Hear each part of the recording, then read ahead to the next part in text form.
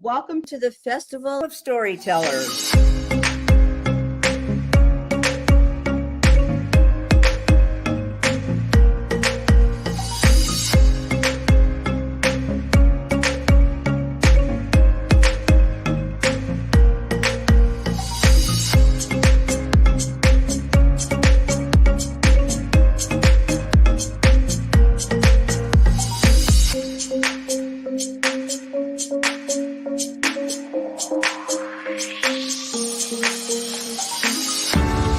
I can't tell you how excited I am to be on right now. It's been a couple of weeks of excitement, getting prepared, and I've done a lot of things in my life, but this has got to be close to the top. Thank you, and Reader's Magnet, and thank you, John, for putting this forth and taking the chance on us authors in presenting this out to the world. I've enjoyed this immensely, Joanne. Ellie, so have I. Thank you for who you are, and thank you, Reader's Magnet. You all are beautiful, and you've worked so very hard, and we are blessed. We are. I thank everybody that's involved with this process, because we know writers need readers and writers need publishers. We thank Reader's Magnet and everybody that's involved. I love Reader's Magnet. They say, we share your stories with the world.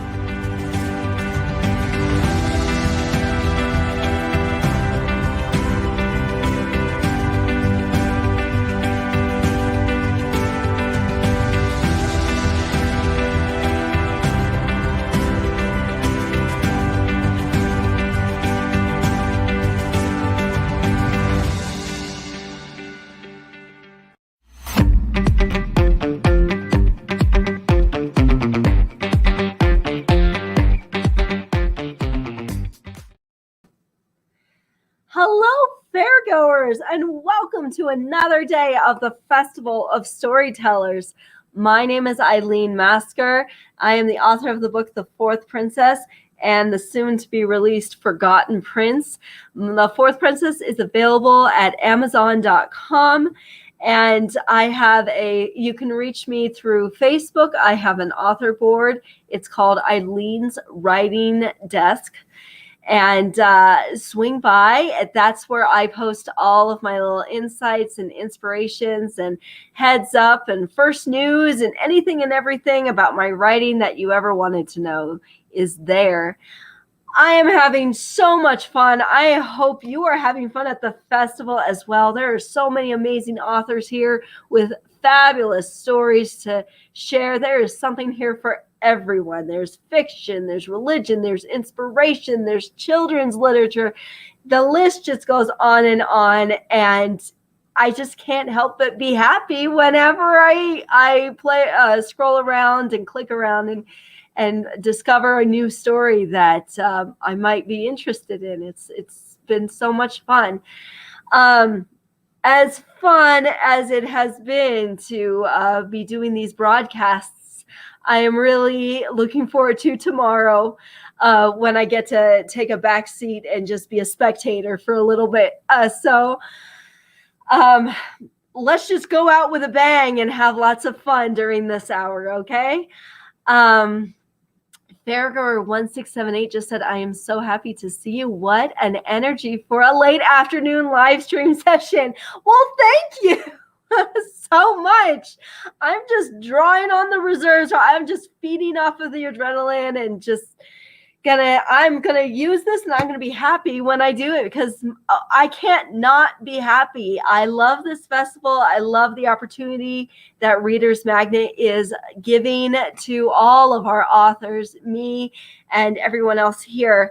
I honestly love fairs, but I can't always get out in person to them, especially with the recent pandemic. We've all been stuck in our homes, but financially I can't always go out either. So this is a great way for me to meet with you and to say hi and introduce myself and get to know a little bit about you without even leaving my home, which is a great opportunity. It's opening doors and just making life so much more fun and easier for all of us. So thank you, Reader's Magnet, for putting this together and all the work that you've done to make it a success. Thank you, fairgoers, for coming. This wouldn't be as good as this fair wouldn't be as amazing as it is without you. You are the reason why we write. You are the reason why we keep writing, because we want to share our stories with you. We want to be able to establish that connection. We have a message. Most authors, many of the authors here, we have a message to share. And the fact that you're interested and you like it and enjoy what we have to say, that just brings us closer together. And anything that brings us closer together as a people, I'm all for, and I love it. So thank you, Reader's Magnet. Thank you, fairgoers. Just thank you for it all. So today, let me tell you what I've done. For those of you who are new or who haven't been to my booth yet, on Thursday, I did an hour that was just about The Fourth Princess, the book that is available now. And on Friday, I did an hour just about The Forgotten Prince, which will be released soon. It is in the publishing process right now, so fingers crossed. December, Christmas time. If not, definitely the beginning of next year. And then on Saturday, I did an all about the author, because if for any of you who do have my book, my author bio is a whole whopping 2 sentences long. So I got to elaborate on that, and it ended up being lots of fun. I was really dreading it, but it turned out to be fun because I had a lot of interaction with the fairgoers and their questions, and I was able to talk and elaborate. So honestly, these broadcasts are a success because of you. So if you have any questions, please drop them right here in this chat box right there. And today is all about questions. Anything I have missed or that you missed and wanted to catch up on, just ask a question. As hard, it can be tricky questions. I love tricky questions. Give me a tricky question, anything. Or it can be as silly, just random questions. This is all about you, my readers, and what you want to know, and not what I'm presenting to you. I feel like I've done that enough this past week, and this is all for you this hour. So let me just quickly start for the people who have yet to know a little bit about me, my books. I write for teenagers, young adult, preteen to young adults, and for adults that are young at heart. My stories are fairy tale retellings, and they are not. If you're looking for a literary genius, it's not me. Don't compare me to Shakespeare or Tolkien or anyone like that. I'm just me. I'm just doing my best. So if you read my book and you're going to analyze it with an adult-centered mind, you're not going to enjoy it as much as a teenager or a older elementary school kid who is reading it and just reading it for the fun of the story and the morals that are interwoven in it. So approach it with a young mind and you'll love it. And I love it. I mean, I'm a young soul at heart, so I love that old nostalgic feel of happy ever after, the good versus bad, working through your problems, trying to figure out a solution, and learning something about yourself as you go along the way.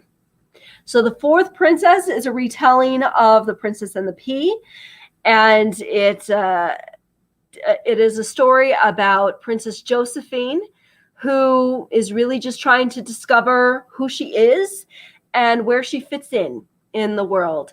Her older sister seems to have it all figured. All three of her older sisters seem to have it all figured out, which is why she's called the fourth princess. She's the youngest. And she decides to go out in the world and meet new people, meet new cultures, and try to be as helpful as possible and learn as much as she can so that she can try to figure out what her thing is, what she likes, what she doesn't like. And it's just kind of a path of self-discovery. And through her adventures, she comes across a castle where Prince Wendell lives, and they become fast friends. And together they work to learn about one another, their strengths, their weaknesses. They unveil family secrets. They start to realize, they start to dream and form goals that they once thought were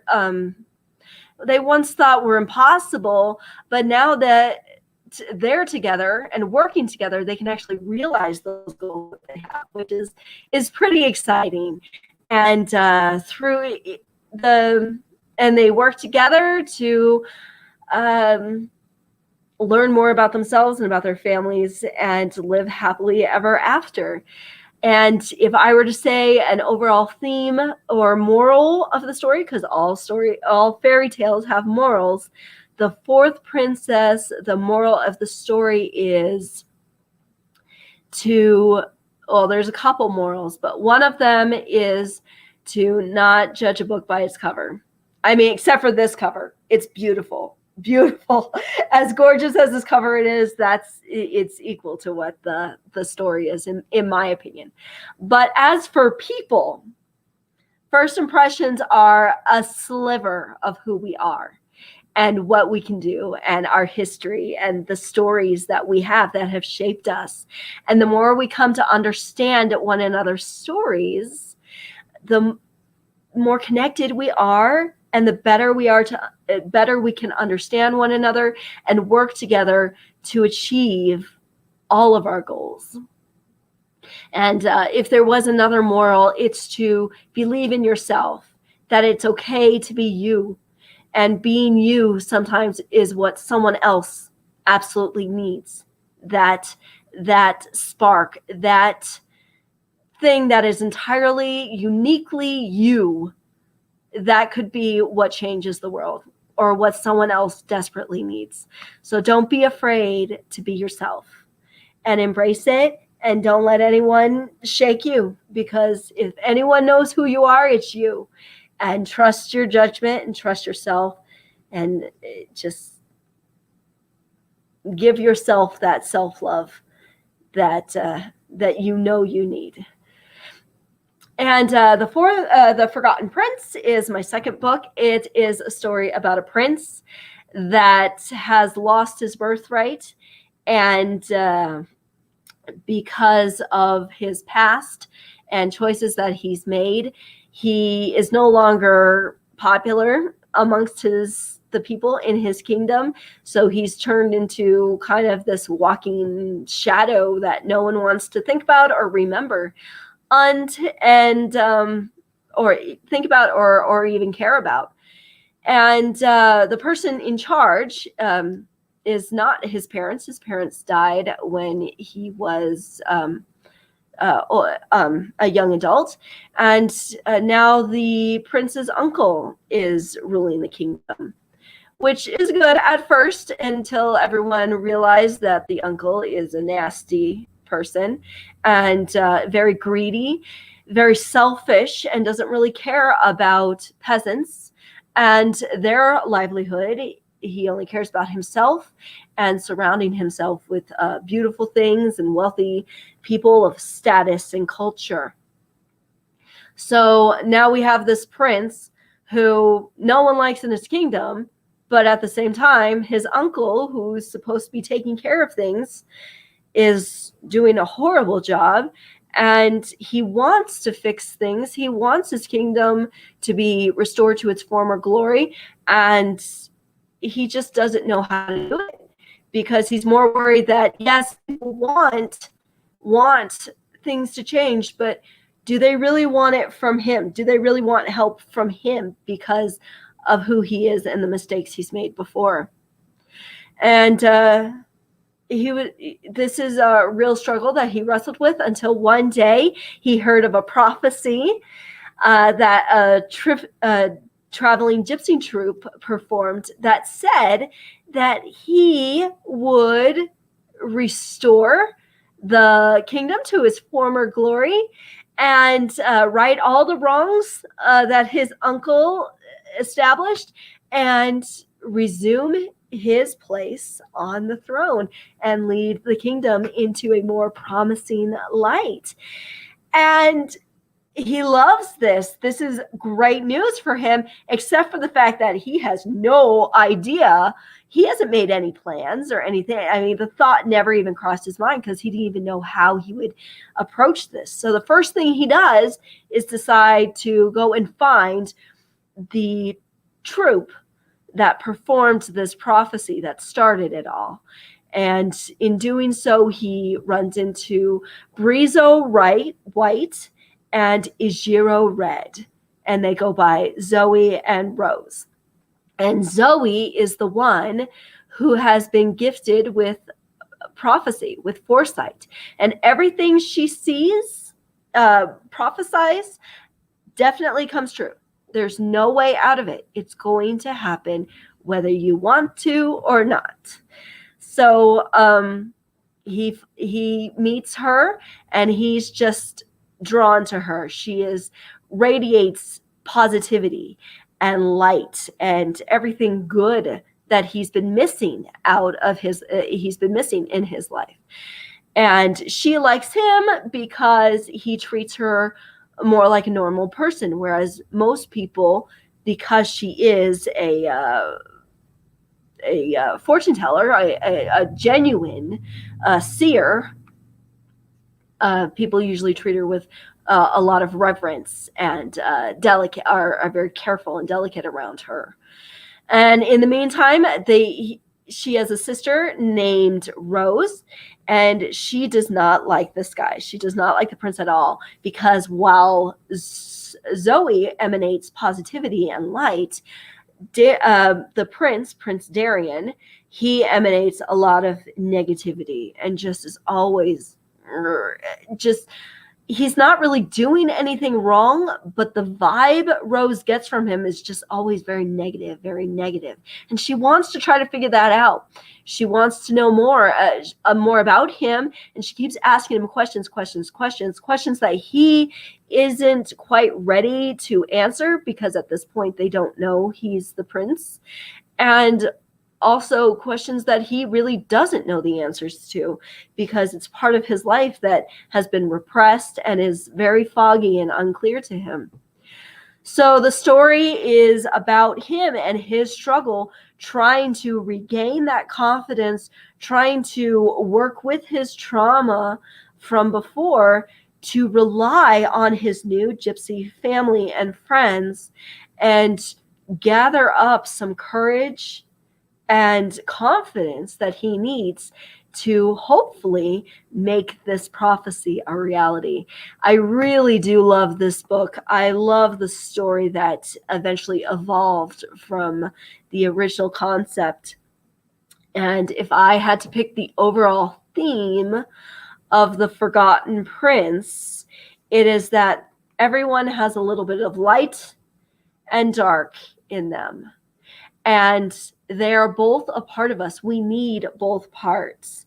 And the dark parts in our life, yes, we don't like them, and we don't like to talk about them. We wish we had less of them, but it is in those dark moments of our lives that we glean wisdom and understanding and knowledge about ourselves and about the world and how we face. And through that knowledge that we glean, we can thrive in the light.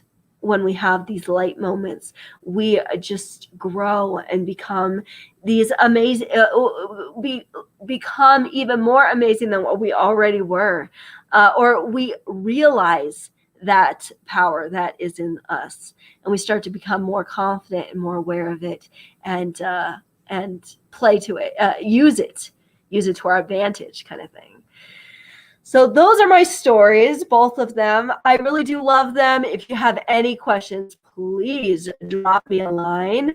I'm going to go straight to you guys and see what's going on. So fairy, again, I did it again. I keep saying fairy goer. That's because fairy tales are on my mind. Fair goer 1678. Hello. Hello, thank you for coming to this broadcast. I am so happy to see you. Well, I am very happy to see you too. Thank you. What an energy for late afternoon live stream session. Yes. Oh, I did. I read this one. I'll read it again because it's that important. Yes, as tired as I am, I'll sleep when I'm dead. That's kind of where I'm at right now. I'll rest tomorrow when I don't have to go live. I just don't feel like I should back off. I'm happy. I'm excited. So I'm going to show it. And you guys deserve to see me at my best as well. I mean, people who are coming Sunday afternoon should get the exact same energy from me that you're going to get on Thursday morning with me, because this is just who I am. I just love doing this stuff. I love meeting new people, and I'm going to be happy doing the things that I love. So why should I shy away from it? So thank you, Fairgoer 1678. I am excited. What will you be talking about today? Anything you want. Anything you want. This is all about you. This is all about my readers, all about the fairgoers. I feel like I've said a lot. Ask me any question. If I've already answered it, I'll tell you where I answered it, and I'll answer it again, because apparently you really wanted to hear me say it again. And I am fine with that. Once again, this is all about you. I just want to show my appreciation to you guys. So anything you want.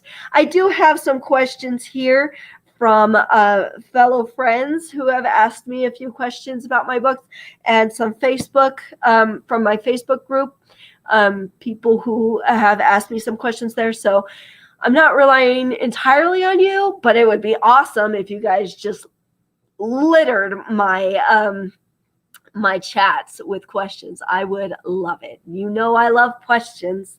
I love talking about what you want me to talk about instead of me just rambling on. So that's what I'm doing. And more, Fairgoer 1678. What one literary advice can you give which is applicable to all ages? Well, this question can go in many different directions. And thank you, Fairgrower 1678, for asking a very detailed question. I love the hard ones. So I may have to pause for a second, but I love answering them. Okay, so let's take this from one perspective. What literary advice can you give which is applicable to all ages? Read what you like. If you feel bad because you're not reading classics like The Lord of the Rings or 20,000 Leagues Under the Sea or The Odyssey, things like that, who cares? Their books are out there for everyone. And everyone is different. Everyone is unique. So all the stories out there and genres should be just as unique to the individuals, don't you think? So if people are chastising you or kind of looking down their nose at you because you haven't read all of these great, well-known books, who cares? So long as you're reading and you love it, read it. If you love reading Spider-Man comics or comic books, enjoy it. Just read it. If you love reading poetry and just rhymes, if it doesn't rhyme, you don't like it, who cares? Read it and love it and enjoy it. If you love history, read your history. If you love fantasy, read your fantasy. I do sometimes feel inadequate as a writer because I haven't read so many books. There's just some books that people say, oh, you have to read it. You have to read it. I love it. I love it. I love it. And I start to read it and I don't love it. It's not my thing. And I do feel guilty because as an author, I should be, people tend to look at me as like the expert on books and stuff. And that's not essentially me. I am just someone, I like what I like. I like my fairy tales. I like my stories of good and evil. I love those fantasy stories, that epic good versus evil battle. I prefer stuff like that. And I like easy reads. I have no shame in saying that. I like easy reads. I like reading. I read the Twilight books. Not my favorite, but my gosh, it was an easy read and I enjoyed reading them. I read the Divergent series. Again, they're okay, but it was an easy read and I enjoyed reading them. Read what you love and don't let anyone make fun of you for it or berate you for not reading. Don't let them be snobbish to you. Okay. Another way I could take that, what literary advice you can give to people of all ages. If you are a writer and you have a desire to write, or if you like to write, just write. And again, write what you like. If you are trying to write something beautiful and epic, like someone just way out of your league, okay, so let me just say this. When I was a little girl, I think I was 12 or 13, I wanted to write a screenplay so badly. And I did. I started writing a screenplay. I had my little binder and the loose leaf paper in there, and I had my pen that I worked on. And I just wanted this to be like one of those beautiful, epic movies that I would watch on TV. And I honestly thought I was going to sit down and I was going to write, and it was just going to naturally sound as beautiful and amazing as it sounds in the movies that I watch. It doesn't come out that way. You may be naturally gifted, but you're naturally gifted at what you do. So you just need to figure out what you do, figure out what you know, figure out what you like, and just write. And the stories will come. So there's my advice. Thank you, Fairgoer1678. Kim, hello. First time goer here, and I'm already having a blast. I am so glad, Kim. That makes me so happy. I really was worried that I wasn't going to have anything to talk about this broadcast because, like I said, I've already talked for an hour about the Fourth Princess, an hour about the Forgotten Prince, another hour about myself. I didn't know if I was going to have anything to say, but apparently it's just fun being here with you guys. And just knowing that I'm not alone and you're here with me at my booth just makes me so happy and so excited. So thank you. Thank you for your comment, Kim. Thank you for everything. And please drop me a couple questions because I already love you. Okay. I mean, the first time to visit your booth. Wow. This is the coolest booth. No, I'm not going to sit. Don't, never mind. I do love my booth. I love how it turned out. I love, it just looks way better than the booth from last season. And that's saying something because the last season, the Reader's Magnet did a really good job with the booths. And I thought mine was laid out so beautifully and nicely. And this just makes that other one look so simple and plain. It's so pretty and so nice, and it's all Reader's Magnet. So another little plug. Thank you, Reader's Magnet. The festival looks amazing. My booth looks amazing. You guys really know how to take care of a girl. So thank you so much. Okay, Fairgoer1678. What kind of emotion do you need to have when you have to write a fantasy book? Any emotion you want. Thank you for bringing this up because I was thinking of talking about this, but I wasn't sure. I'm going to talk about it. Writing for me is therapeutic. It's something that really helps me organize my thoughts and my emotions. So if you're angry, write something angry. I mean, it doesn't even have to be about your life. Just my best writing, whenever I was angry, I was writing the argument between the fourth princess, Josephine, and the queen. And so my best arguments come out in my writing when I'm angry in my head about something. It doesn't even have to be the same thing. I just have to be angry. And I write it, I throw it all in my writing, and I get this awesome fight scene or bicker, or it's great. And when I'm in a great mood, I'll write something happy. And when I'm confused, I'll write something confusing. And when I'm sad, I'll write something tear jerky. And it all of these elements, the fairy tales, stories in any shape or size, are not just one emotion.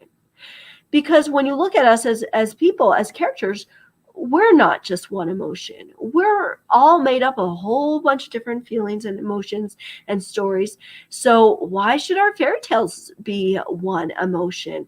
Use it all. Because I think now I'm thinking of one of my favorite movies, A Knight's Tale. Geoffrey Chaucer, played by Paul Bettany, says at the end of the movie, all of human life is a part of the writer's scope, or something like that. Forgive me if I quoted that wrong. All elements of human life is a part of the writer's scope. So use it all. Use that light, that happiness, that joy, and that dark, that pain, that suffering, so that we can really appreciate that balance, that push and pull. So when your hero does save the day and conquer all, whatever battle that may be, whether it be a physical one or an inner struggle, you really are right there with them, and you appreciate it. So thank you, Fairgoer 1678. That was a great question. I liked it very much. Okay, Kim says, have you traveled recently? Do you use those experiences as your inspiration to write? Oh, great question, Kim. And I'm going to answer, I'm going to say more than your question even talks about, because you're giving me a whole lot of ideas. Have I traveled recently? No, because ever since I had children, you think about finances and all the money goes towards them and not so much for me. I have driven up to Wyoming and visited some family. That is always a blast for me. My family lives in a very small town, but it's so charming and so quaint, and it makes you want to live in a small town. And I do visit my sisters when I can. The last time I visited one of my sisters down in New Mexico, we were there for the great balloon launch, the hot air balloon launch. It was breathtaking. They keep telling you how big and how grand that scale is. I wasn't prepared for it. Not even in my wildest imagination did I imagine it that big. And it was really cool because it was bittersweet, because on the weekend, the day that we went, it was like the first time in years that the balloons were not able to launch because of the weather. The wind, the weather was not the just right for that you need it to be for hot air balloons. So we were sad that we couldn't actually see the great lift, but because everyone was still on the ground, we got to see a whole lot of balloons. We got to go and talk with a lot of pilots and stuff who were in charge of their balloons and blowing them up. We got to watch them blow them up. We got to watch them deflate them as well. It was such an amazing experience. So we really got to meet more and see more even though we didn't actually see the huge launch, which is spectacular in and of itself, but we still had a great time, lots of fun. Okay, and do I write these experiences do I use these experiences as my inspiration to write? Yeah. I do. I actually do really like to travel. I traveled a lot before I got married. I visited Cancun for a while. I went to Washington State. I ended up living in Washington State, but before I visited there, visited my friends. Of course, I've been to Disneyland and Disney World. Always fun. And I wish I traveled more. And a dream of mine is to go several places. I want to go to Asia. I want to go to go see some of the Buddhist temples in China. I want to go to Japan and see the gateways that they have there, and see be there for some of their festivals. Any festival, I would appreciate that. I want to go to Italy. I want to just go to Europe. I want to do a castle tour all throughout Germany or Europe. All of that. I want to do all that. I want to go on a safari. I want to go to do an Alaskan cruise and see all the glaciers up north. I want to go. I did visit Canada and was in the thick of the woods. That was fun. I enjoy Canada a lot. It's beautiful there. I want to go. Oh, I want to go everywhere. I want to see it all. I really do. And I'm very grateful that I have a husband who wants to do it all too. It's just, we'll do it when the kids are grown up or when we have the money to do so, whichever one comes first. Okay. But yes, all of my trips and experiences go into my writing. Actually, that was one of the things I was going to talk about if you guys didn't have enough questions. A lot of my memories and experiences are like little Easter eggs in my writing. In The Fourth Princess, strawberries are a big thing. They're the king's favorite fruit to eat, or berry to eat. And that's because I love eating fresh strawberries. Strawberry flavored stuff is not always my favorite, but I love strawberries right off the stem. I have fond memories of going strawberry picking with my children and getting buckets of strawberries and turning them into jams and pies and pastries and just baking and just having lots of fun. And it's a great memory, and it's embedded in The Fourth Princess. Another thing is tea. I love for those of you who are not American, I don't know why Americans have to do it this way, but I drink herbal infusions. So I don't actually drink tea. I drink infusions of herbal tea is what Americans call it, but everyone else in the world calls them herbal infusions. I love doing that. It's very relaxing to me. I have very fond memories of throwing tea parties for my girlfriends and having my friends come over. I would always offer them a mug of tea, and we would just sip our tea and just chat for a couple hours and move on with our lives, and then get back to life. It's very calming. It's a way I'm able to calm down and mentally take a break from the day and just relax. So you'll find someone drinking a cup of tea in both of my books. It's just, you always find it during a time when there needs to be some calm. So there's a nice little gem, Easter egg. Oh, and I have to say this. There's always some form of painting or drawing in my stories. And that's because of the artwork for that Allison Day Zitnack. She is the one responsible for the paintings in the background, the castle and the emblem, the medallion and all the lettering. That's all Reader's Magnet, but the background, the red and flowers, the red, white, and flowers and stuff, and the greens and the abstract art in The Fourth Princess and The Forgotten Prince, those are paintings that Allison Day Zitnack, one of my closest friends from high school, and she's still my friend, and I love her to death. She allowed me to use them, which is why the covers look so beautiful. So I try to incorporate some kind of nod to her in my stories, because I appreciate her so much, which is why there's painting in The Fourth Princess, and there's painting going on in The Forgotten Prince. And it just works. It always works out. So why would I leave it out? So yes, I incorporate a lot of things into a lot of my experiences into my writing.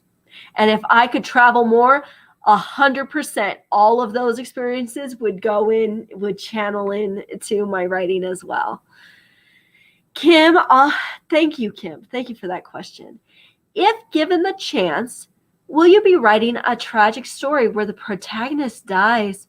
If so, how do you want the ending to look like? Probably not. And I'm just going to be flat out I'm going to be honest with you and say probably not, because I prefer stories that end with a happy ending. I like to save sad things for real life, because that's how real life is. We work our hardest and we still fail. We bend over backwards to get the promotion and someone else will get it. That's sad enough. So when I read to escape from the world. So when I read, I want to read something happy. So when I write, I want to write something happy. So probably not. However, Kim, and this is a big however, I also said that I would never, ever, ever, ever, ever, ever, ever write a horror story. And then one summer, my nephew calls me up and says he wants to start writing. And I said, that's a great idea. And he asks me to help him. And I'm like, okay, that's great. So we set up a Google Doc, and he'll write a little and then I'll write a little. We haven't touched it recently because we've been so busy, but I'll write a little to just kind of nudge him and help him where he gets stuck, or go back and edit a few things so that it flows a little bit better. And guess what he wanted to write about? He wanted to write about vampiric zombies and 100% horror movie, which I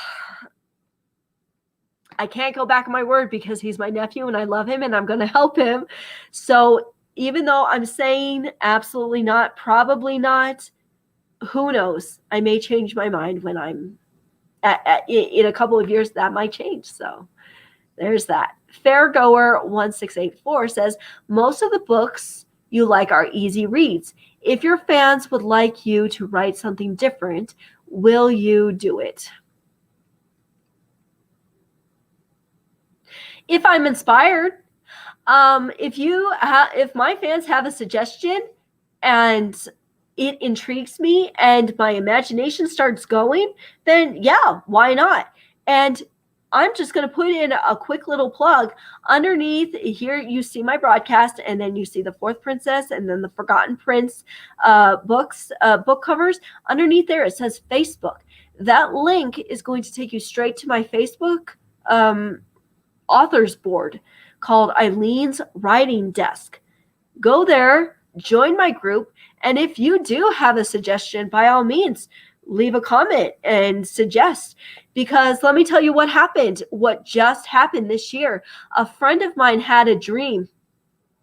about these weird mystical creatures that were just obnoxious, and not like bad, like they weren't evil or anything like that. It's just one was on, it's a dream, so it's a little weird. Just there's this weird thing that was someone had to give a piggyback ride to, and it wouldn't get off, and so the person was just bogged down by all this weight and just wanted to get this thing off its back. And she goes on to talk about how weird and creepy it was, and then she had the nerve to say, "Eileen MASCHGER, don't you ever write a story with these creatures in them. It's not going to be good." And for some reason, that lit a fire in my brain, not a spark, a fire. And now I have this crazy obnoxious for a world where there are these mystical creatures, eccentric, not evil, eccentric, obnoxious, eccentric, obnoxious, mystical, eccentric creatures, omex. And I have this wonderful story in my head. My son, my oldest, is already helping me with it, trying to create all these different characters and stuff, all these different creatures, omex, that exist in this world. And it's a wonderful idea. And I've already talked about the story plot with her, and she's like, "Oh my gosh, that actually is a good idea. How dare you be so creative?" Well, she called me out, and you're right. It's different from a fairy tale, and it inspired me. So if I get that inspiration and it's all there, and I want to start jotting some stuff down, then why not? Yeah, I'll step away from fairy tales. If the ideas are there, why not? Thank you, Fairgoer1684. I cannot believe it is already. I'm almost in my last 10 minutes, you guys. This has been so much fun, and it's because of you. So let's get back to the questions. There's more here. Thank you, guys. Kim says, "Wow, we both love traveling. I'm no writer, but it helps me think clearly and create new ideas." And I love that about traveling, Kim, because it is a time when you can just escape. I mean, yes, you have to come home and the bills are still there, and appointments still need to be kept and work still needs to be done. But I do love traveling because it is a moment when you can just detach and think about you. And there's a nice little plug for mindful activities, to be more mindful, and meditation. We don't have to travel and go on extravagant trips to find that peace that traveling does give us, and give us that clarity and comfort that traveling does. We can just take a moment and draw our attention in on something relaxing that just sweeps out all the cobwebs and mutes out all the noise around us, so that we can have those few minutes of just where we can breathe and just relax. So, but yeah, travel so you can see things that you wouldn't normally see. I mean, it's one thing to see it on a TV screen or in a documentary or on the computer, and it's another thing entirely to be there in person. When I went to Chichen Itza, I had seen the pyramids in pictures and brochures, but seeing it in real life and being able to touch it and climb up it on the side, it's one of my favorite experiences. So yes, I do. It's nice to clear away the clutter and make room for new ideas and new inspiration. Thank you, Kim. Fairgrower1678. Great. You have a group page in Facebook. I'm going to follow you there. Follow me, please. I am so excited about my group because we passed the 100 member mark, and that's a pretty big deal. I did not think it would get that big, and it has. So please follow me, invite more people that you think would be interested in knowing more about the crazy inner workings of my mind and being in the loop for all of the new events and fairs that I'm participating in, and most importantly, when the Forgotten Prince is going to hit, because I'm going to tell you right away on my Facebook page. So yes, thank you, Fairgirl1678. Yeah, thank you. Please join. I would love it. I mean, I love you here already. I love all of your questions, and I love it all. So thank you. Kim says, if you will be writing something based on mythical creatures, with mythology would you be basing it from? My own mythology. You're talking about the story I was just mentioning just recently. That's its own mythology, so I'd have to create a history. I'll just tell you, since I have a little time, what I have. This has not been written out. I only do write one thing at a time, and I had just finished The Forgotten Prince, and right now I'm working on the third fairy tale retelling. That's right, I have to get these fairy tales out of my system before I can move on. I'm working on a third fairy tale retelling that's just really good, and once I'm done with that, then I'll move on to other things. I wanted those 3 fairy tales as like a little collection, so hopefully that's how it works out. So these mythical creatures that I was telling you about, these Olmecs, they are actually just mythical creatures that are invisible to most humans. And they are the reasons why we get stressed out. Like there is an Olmec that is in charge for placing construction cones when there is no construction. Because sometimes we go through the day and we see construction cones everywhere, but we never see anyone working them. I mean, the adult in you knows it's because it makes more sense for workers to work at night when less people are on the road. But it's more fun to imagine it's because an Olmec put you there just to drive you crazy and stress you out a little bit. And there's an Olmec that, like my friend was saying, that will hop on your back and make you feel like you weigh way more than what you normally do because you're just so bogged down. So that stresses you out. There's an Olmec that steals socks out of the dryer, because any mother who has ever anyone who has ever folded clothes knows how frustrating it is to go through all of your folding and you have 2 socks left and they're not matching and you're wondering where did they go? So there's just Olmecs that are there just to stress us out a little bit, not to ruin our lives. That's very important. Just to stress us out, because they feed off of our stress. That's how they get their nourishment. They don't eat food. They feed off of other people's stress. So they're not bad creatures. They're just trying to survive. And so they do that. So it's actually being helpful, because I have my boys who get really worried and stressed out about things. And ever since we came up with this idea and started working on this story together, they started saying, oh, well, it's an Olmec driving me crazy. Oh, it's just an Olmec driving me crazy. And they are starting to see their stress not as something to bog down, but as something that, okay, I can handle this because it's just an Olmec. I can move on from this. I can work with this. I can go beyond this kind of thing. So I'm having lots of fun with it. I really do need to work on the backstory as to where these creatures came from, why they exist.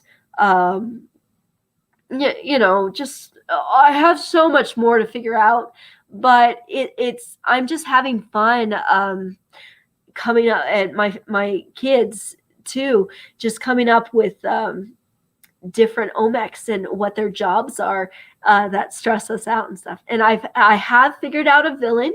I have figured out a theme. The overall theme of it would be moderation, and how when we do things in excess, even if it's a good thing, it can turn very nasty. So my villain is the reason why most people call these eccentric mystical creatures evil, because some of them do take their jobs to the excess more, and they take more than they need, and it really becomes unfair to the humans that they're gleaning from, and unfair to the other omecs as well. But that's just something that's tossing around in my mind and stuff. Okay, Fairgirl16, I just love dropping by here. When will we see you again next? I am taking a break, but I will be live again on Thursday at 10 o'clock Mountain Standard Time. That's noon Eastern Standard Time. Same schedule. My schedule is listed underneath this broadcast. You see some tabs that say broadcast, schedule, and replay latest session. If you click on schedule, it tells you every day I'm going to be live. I am going to be live Thursday, Friday, and Saturday again at 10 o'clock Mountain Standard Time. So noon Eastern Standard Time.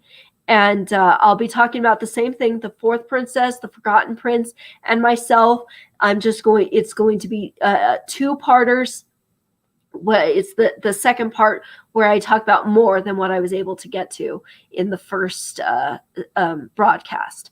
And then next Sunday, the 21st, the last day of the festival, is going to be amazing, because I will be here same time at 3 o'clock Mountain Standard Time, so 5 o'clock Eastern Standard Time, and I'll be doing another Q&A just like this, and just having fun with you guys. Oh my gosh, I just tried to swat a fly. I'm sorry.